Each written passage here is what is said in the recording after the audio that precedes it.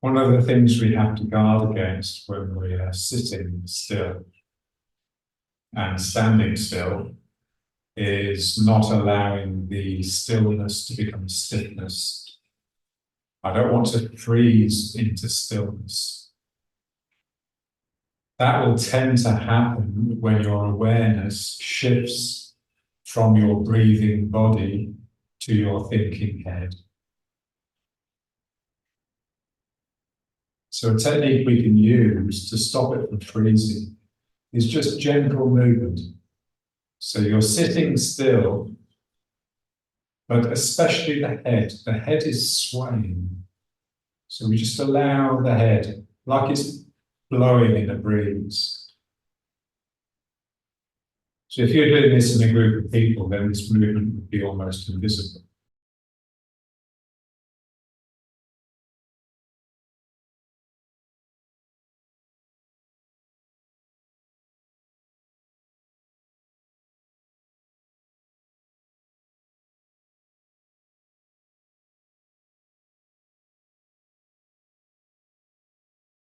My belly is still, largely because it's pinned to the chair. And yet my head is full of movement. It's the movement that I will need to lock out if I want to think to myself. So if you're thinking to yourself, some part of you has frozen. And now we just extend this now and make it into an exercise. So we're stretching. So as I tip to my left, I reach up with my right hand.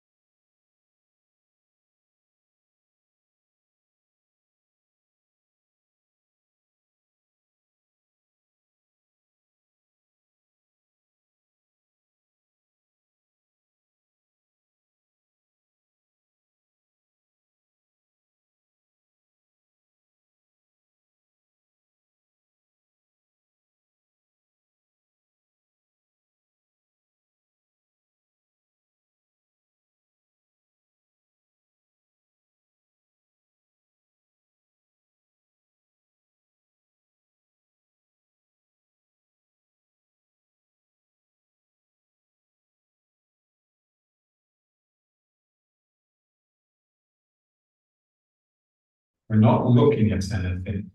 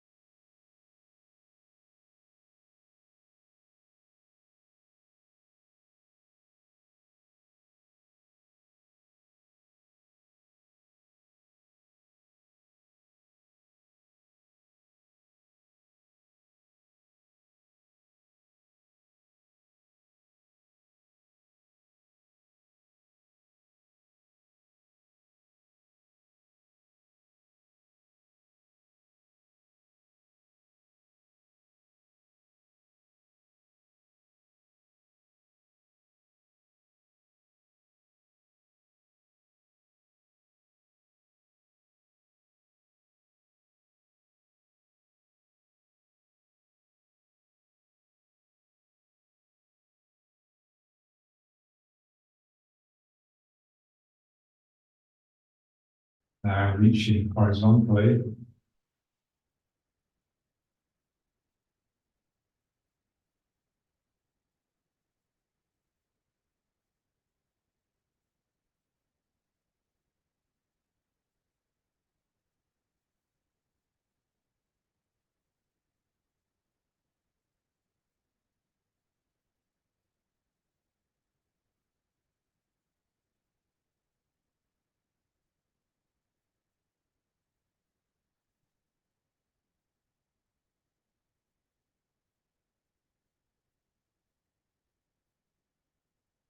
Joy is what you feel when the body increases in power, and sadness is what you feel when the body decreases in power.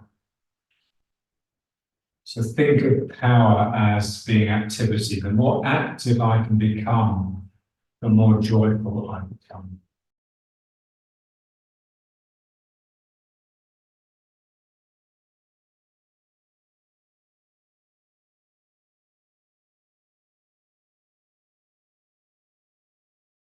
Every part of me is involved in this action, especially the head.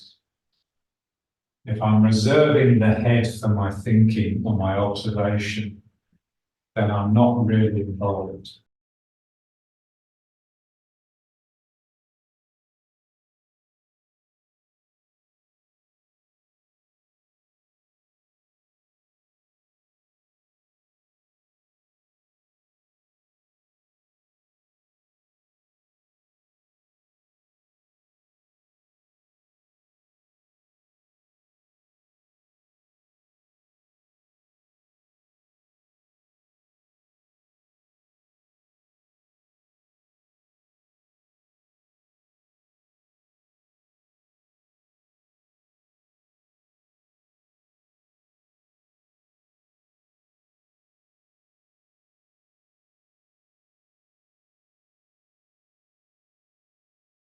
Now rubbing the hands to place them on the belly.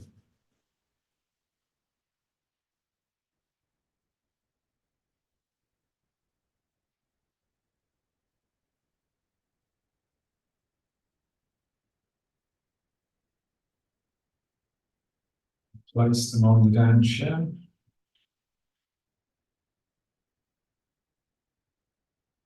We do this to stimulate a real gathering into the dantian.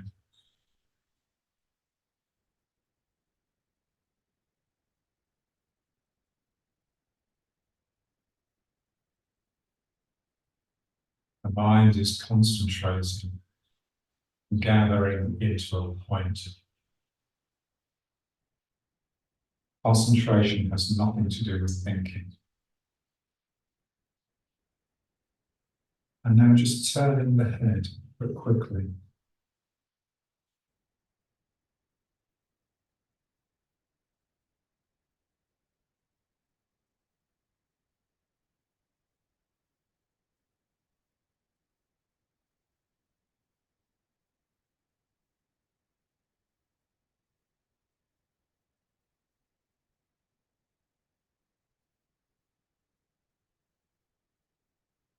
When you free the head, the neck relaxes, which allows the shoulders to relax.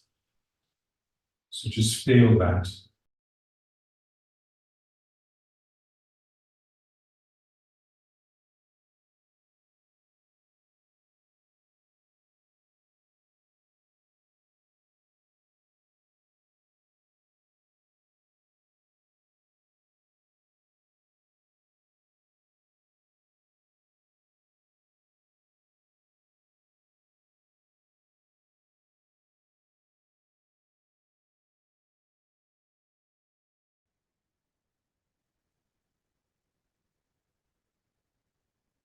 Let's just try turning.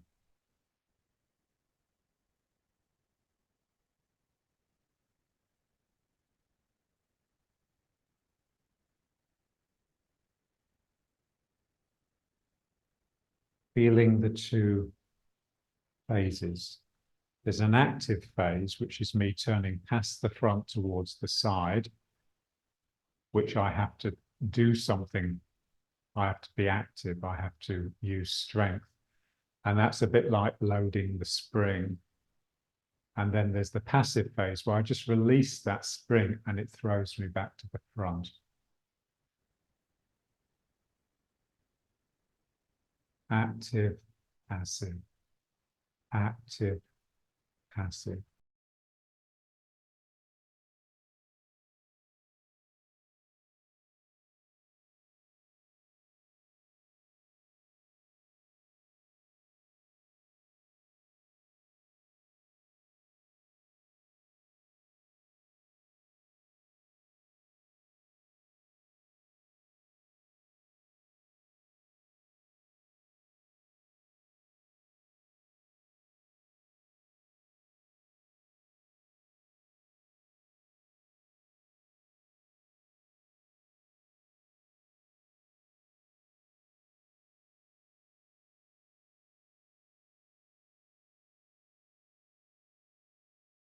we want to make sure that we really feel this in the legs.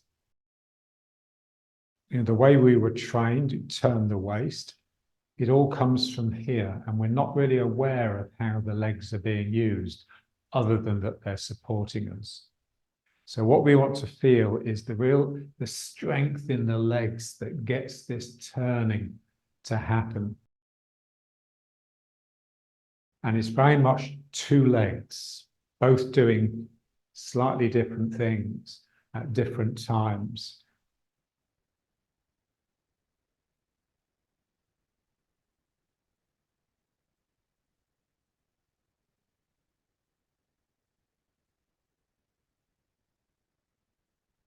I feel the activity. I engage in work.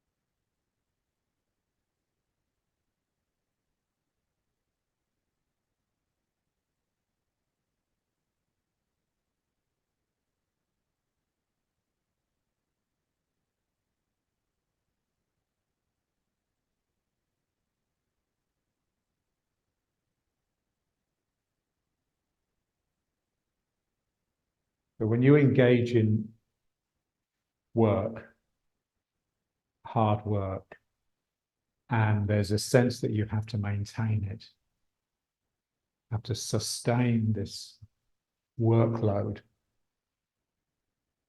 then you naturally start becoming very efficient in what you're doing. And structurally, that efficiency expresses in a roundness.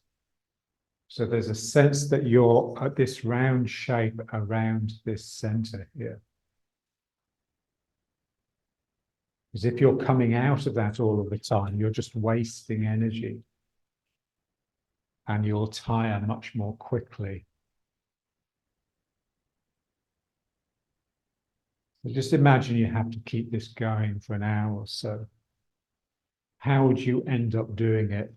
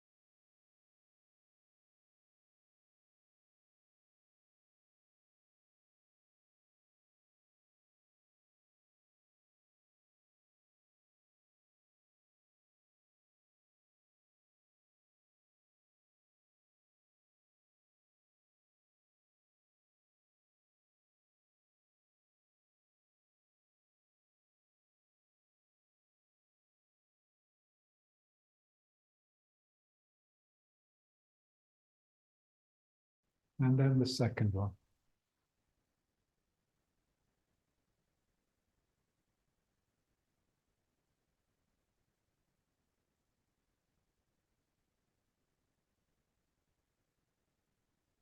Feel the gravity of the Danshan holding you together.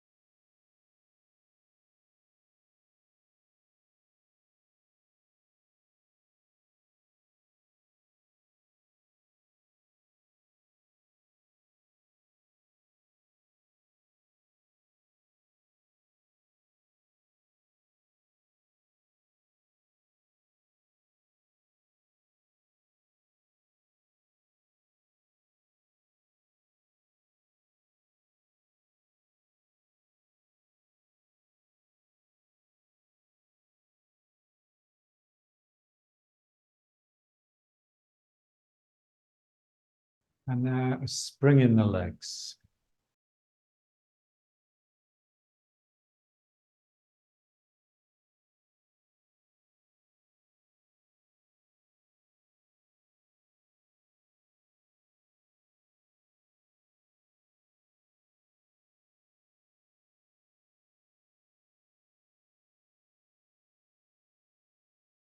Danshan really held together. And just feel that the more it's held together, the more it can spring open in the hips.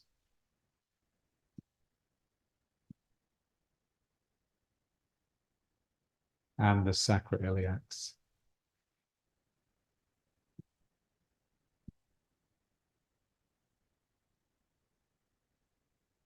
My sacrum feels like it's suspended in space.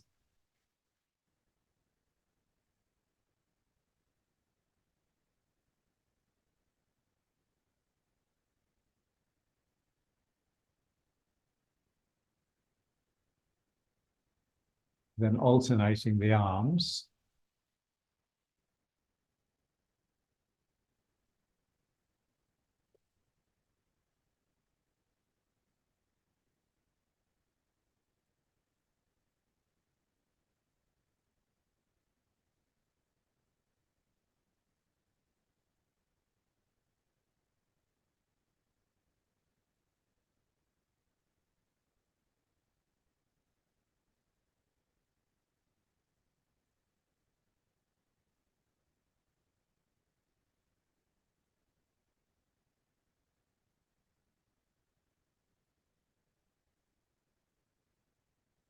And then backwards and forwards.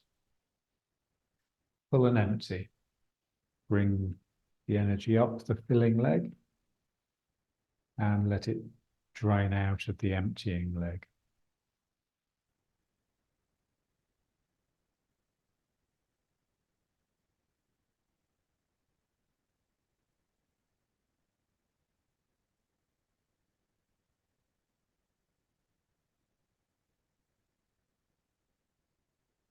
Trying my best to straighten the emptying leg as much as possible.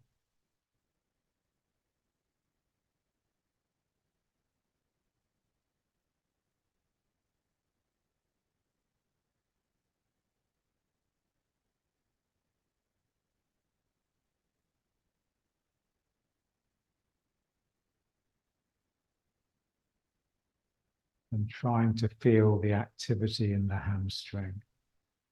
So the point where the straightened leg starts to bend.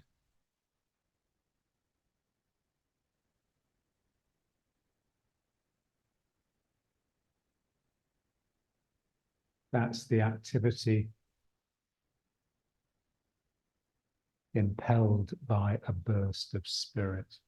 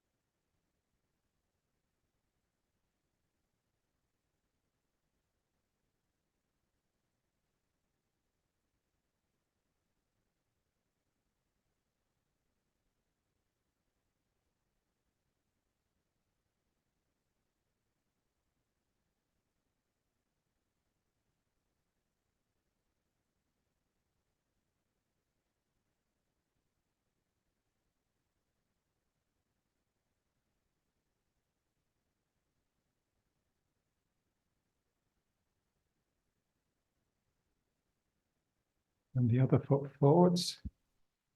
And now bringing the energy up the filling leg and directing it into the opposite hand.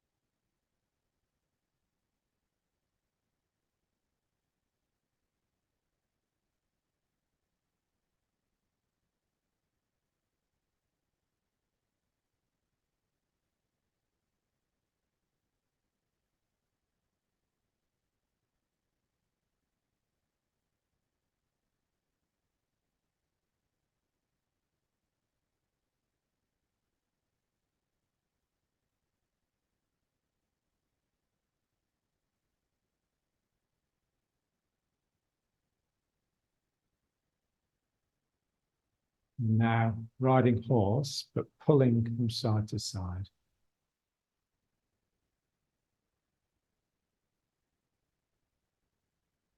So I straighten this leg. So that point of bending the leg, which is the point where this leg, if you like, has its maximum power. I want to feel that not simply as my knee bending, but all of these joints rounding out. So I straighten the leg and then it rounds. And particularly here, this sense of a space opening up in the groin. And then I have a sense of yielding rather than simply a mechanical pull. This leg is effectively pulling me into the foot, but it's happening because the joints are opening, not simply because the muscle is tightening.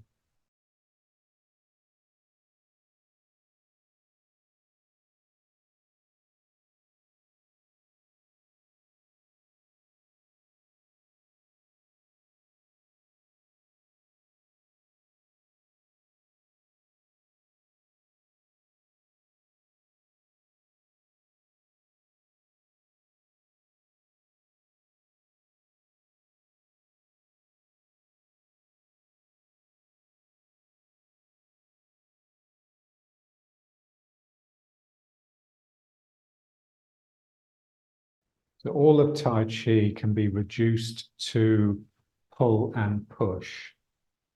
One arm pulling in and the other hand pushing out. So I'm pulling with this hand and I'm pushing with this hand. This that we're looking at now is the mechanism that makes that pull a yield. Rather than just being a muscular yank, I'm making a hole for the other person to fall into. So as I bend the arm, I'm not simply contracting my bicep to pull something towards me. I'm rounding out, I'm opening the joint, and that circles as though around the back of the person and draws them in.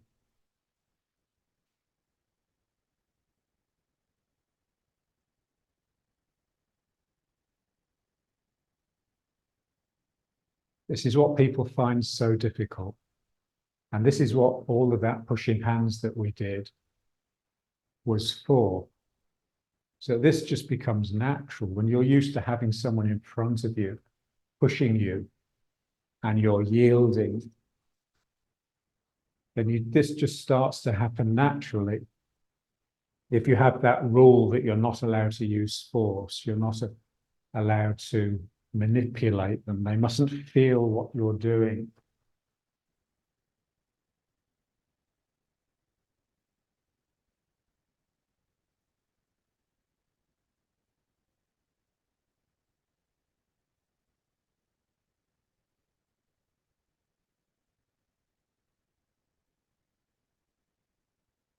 That phrase that John used to use, that he was really fond of, you have to make them an offer that they can't refuse. So this opening that you make is so inviting and so soft that the other person can't help but come into it.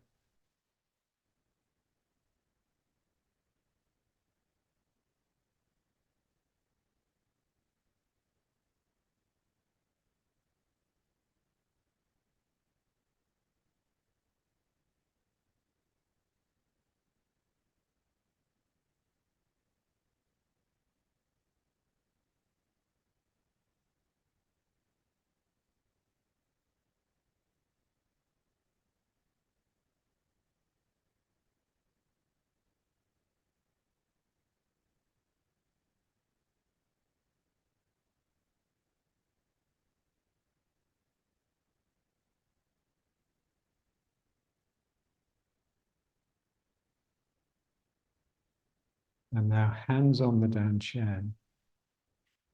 And now just rocking side to side. trying to have this heavy inertia of the Dan Chen. It doesn't really want to move very much, but my head is very willing to sway side to side.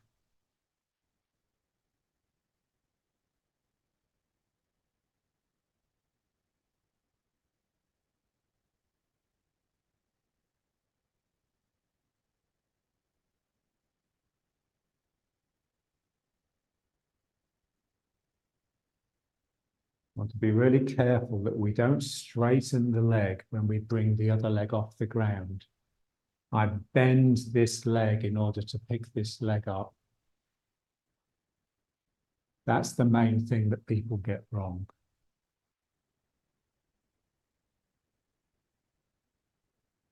If I straighten the leg, then the leg will get tense, but also all around my sacrum will get tense.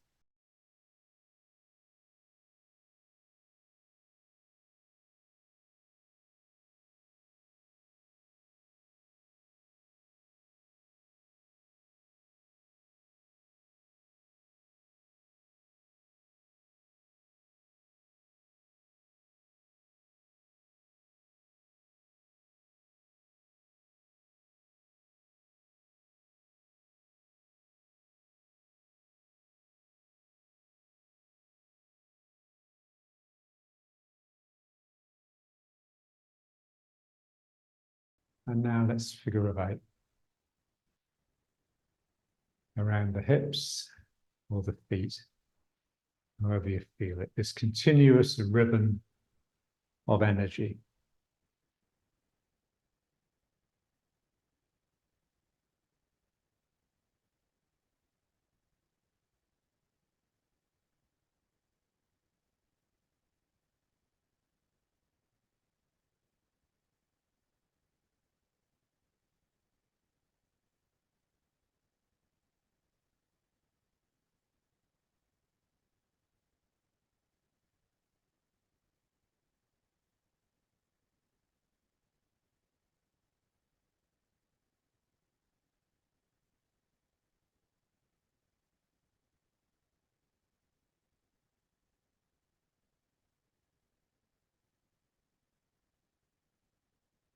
Sink and relax.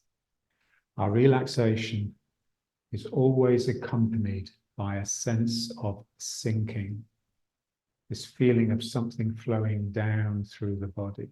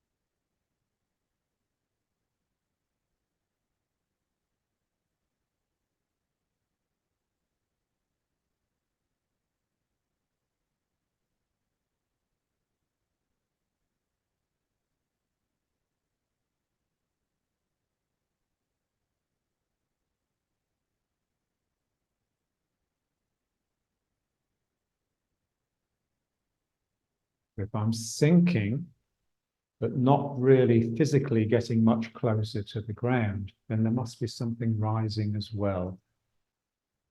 I'd like to become aware of that. So as I'm coming around this foot, there's a sense of me flowing down. But because my body isn't really going with that, there must be something coming up to balance it, to give the appearance of just being at the same level.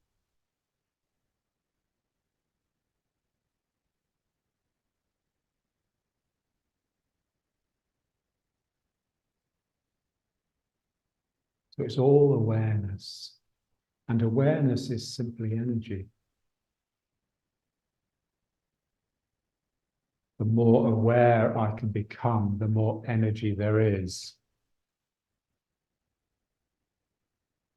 The average person is totally unaware. They're just aware of the thoughts going on in their own head, their own grumbling and complaining and their resentments. So we just have to put that aside. Otherwise, the world of energy will never open up. And you'll just have to take your teacher's word for it, that it even exists.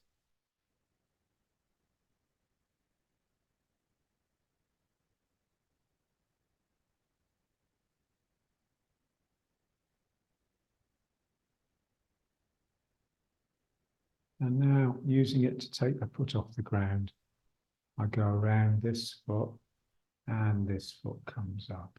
And then I step.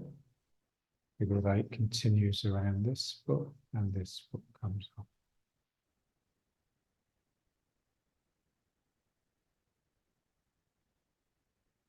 Somehow the figure of 8, maintaining this continuity, helps me stay relaxed around my sacrum as I bring the leg off the ground. There's a real tendency to freeze up when we bring a leg off the ground, because we feel that that will give us more control over our stability. That's what we have to guard against. I'm relaxing into this, not getting tense and tight.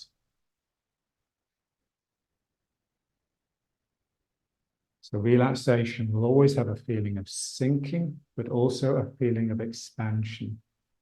You're relaxing away from the center. So your danchen is gripping and pulling in, but you are actually relaxing away from it.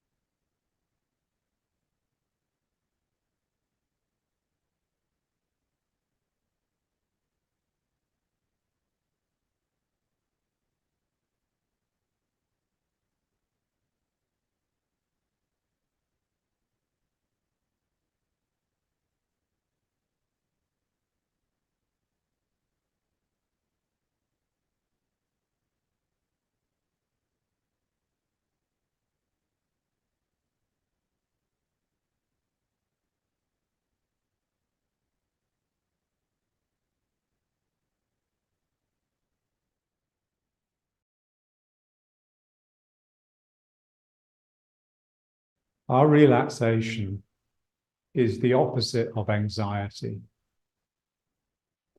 You think when you get anxious about something, when you worry, you come up into the head and you contract. There's a sense of everything pulling into this place. When we relax, it's the opposite. We simply have a feeling of sinking and a feeling of opening and expanding.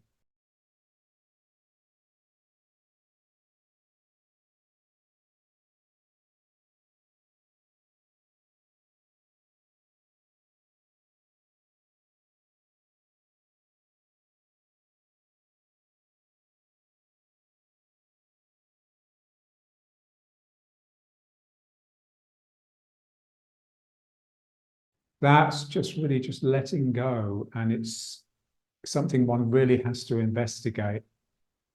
I have a student who's just chronically tense and she's just got no idea how to relax. He's always saying, how do I relax? How do I learn to relax? And I can sort of bring her mind, because she's got a good, strong mind. She does so much worrying. She's so anxious that her mind's actually quite sharp. If she can just bring that and just place it in a part of her body and just soften that mind, then there's relaxation, which I can feel, and I can tell her, look, that's really good. And yet she doesn't believe it because she can't feel it herself.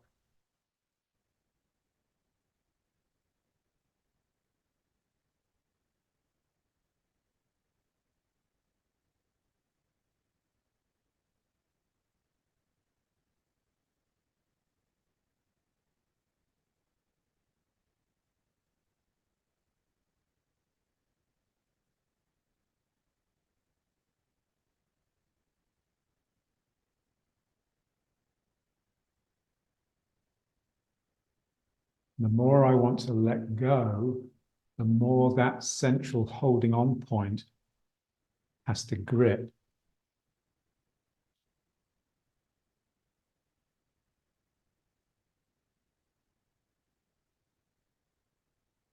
And then bring it up. And now let's try a little bit of this. Now this is just introducing movement. A movement within the body rather than the movement of the body. I want to feel this as ripples coming up and down my legs.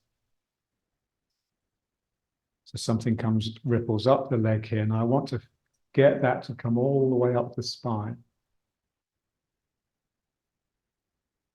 If my spine is at all collapsed, if I'm depressed and heavy-hearted, then the energy won't get to the top. I want the action of my legs to be visible as a sparkle in my eyes.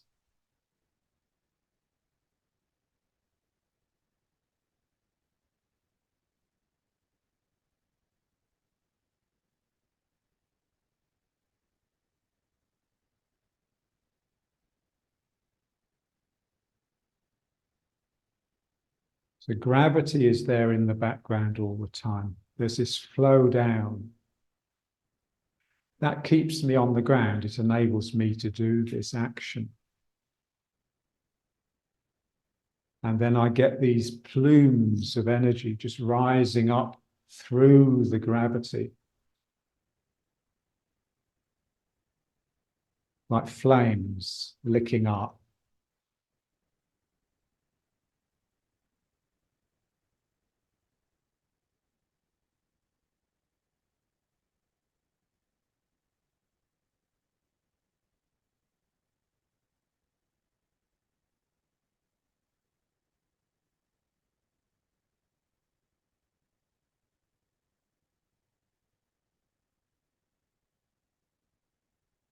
And let it subside. But it never completely stops. It's always there and always ready to burst into action again.